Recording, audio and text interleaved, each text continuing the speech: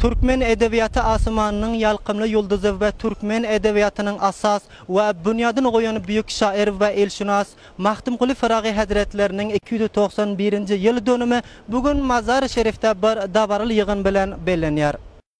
Bugün bir dabarılı yığınak bilen Türkmen edebiyatının asas ve bünyadını koyan büyük şair ve arif Mahtumquli Firagi Hazretlerinin 291. yıl dönümü Mazar-ı Şerif'te bellenip geçdi. Büyük Mahtumquli Firagi Hazretlerinin 291. yıl dönümü barada alınan dabarılı mahfiline Balx, Jawzajan, Faryab ve Kunduz vilayet encimellerinin namayindeleri tarafından katnaşanlar Firagi babamızın bir neçe şiirlerini dile getirip yattan çıkmacak edip giden hizmetlarından söz açtılar.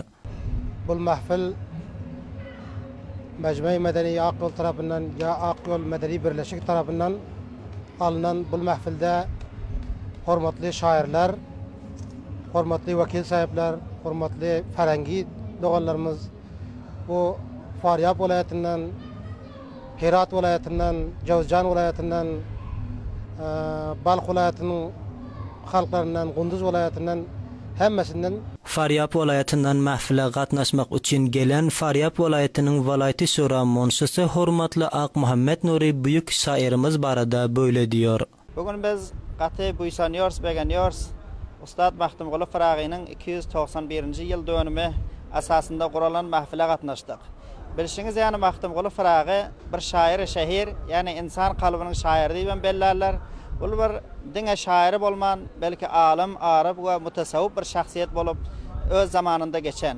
Mahtumquli Firagi'ni her kança wasf etsen, bunun wasfına söz yetmez diýilen talimatlar bar.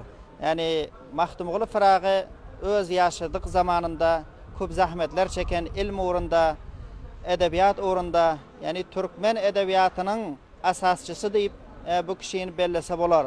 Bul mahfile qatnaşan kişiler bolsa Milli Birlik Hökümetinden ayratin hem yurdun itlaatı ferheng wezirliginden Türkmen halkının hem ferhengi ösmegi üçün söyle şairlerimizin eserlerini çaptan çıkarmağını istediler.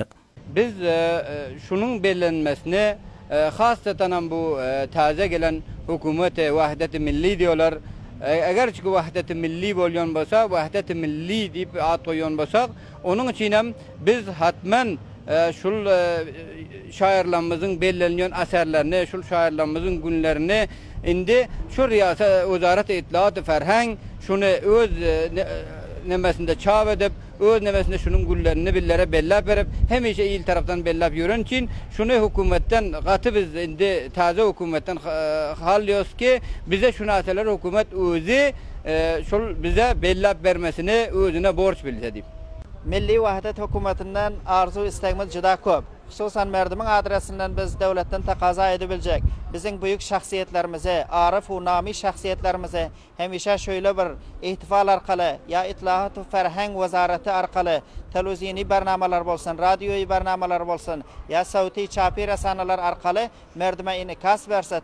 Türkmen edebiyat bağının 12. Hicri asrida büyük Türkmen şairlerinin biri bolan Dawlet Muhammed Azadi'nin oğlu Mahtumquli Firagi 1733. miladi yılında Günbet Kavus'un Acıguşan mahallesinde eneden bolup ve ilkinci okuwunu atası Dawlet Muhammed Azadi'nin yanında öğrenýär. Mahtumquli Firagi'nin büyük akıldar, arif ve şair bolup yetişmeginde atası Dawlet Muhammed Azadi köp rol oýnaýar.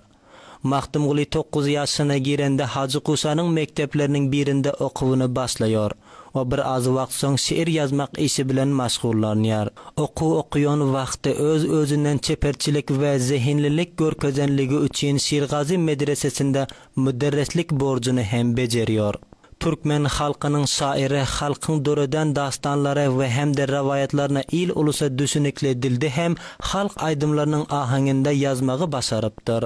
Ol öz zamanasının büyük humanist insani sıfatında halka değişli hemen meseleleri sözlerinde islap soňkylara yadigar galdırmağını islaptır. Büyük Mahtumquli'nin ustadlığını her näçe baha berseň de onun Türkmen edebiyatyna girizen tazelikleri, halkına eden hizmatlaryny dolu görkezmäni azlyk etýär.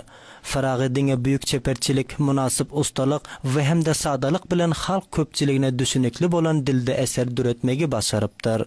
Firagi'nin eserleri bolsa deri, peştu, rusi, inglisi ve çini dillerinde hem tercüme bolupdur.